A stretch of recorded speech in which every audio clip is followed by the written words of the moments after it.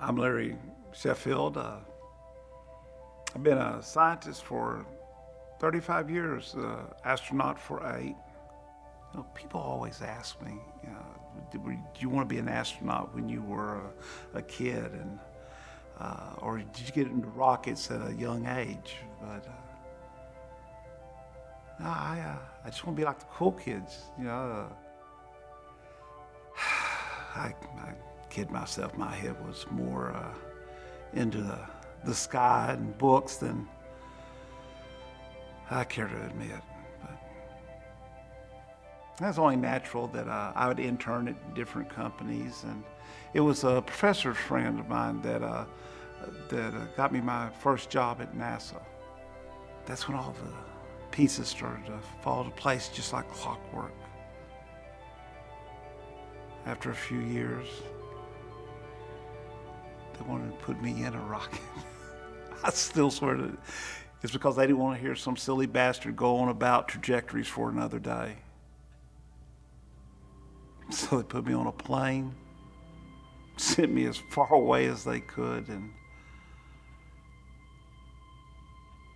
I'm grateful. That experience was life-changing.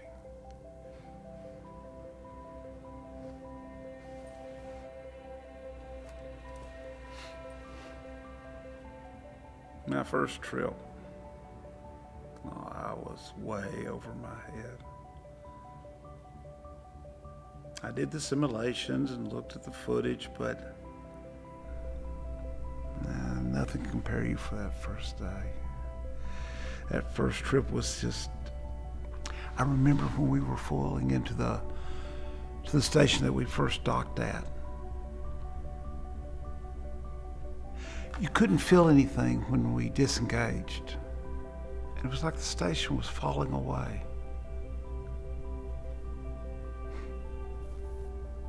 I remember thinking, Larry, what have you gotten yourself into this time? One of the things you can't be prepared for is the size and shape. I mean, you spend this time looking at two-dimensional flat images, and then boom, this giant sphere with craters and bridges and all. In space, light is refracted by the atmosphere, depending on how you change direction or the angles. But here, no matter which way you turned, it was always red. It's like somebody took the contrast on a television and turned it all the way up. It was just saturated.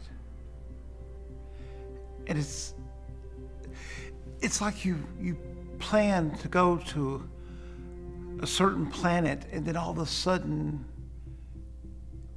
it seems like it's not the same planet. We made 2 more trips. Each time was a little bit longer, and we pushed and tested the technology. We were there to conquer the final frontier the best we could. When we'd come back, the thing that would punch me in the face is the air. The texture, the temperature. There's just nothing like fresh air. No, and then all of a sudden, gravity would hit you. You'd feel like a ton of rocks. I remember every single detail of that first trip. You have to understand how nervous and scared we were. But after that, it just became normalcy. It wasn't about some great feat of mankind. It was just a job. In fact, there's quite a lot that I don't remember. It's all become a blur after all these years. But I can always recall.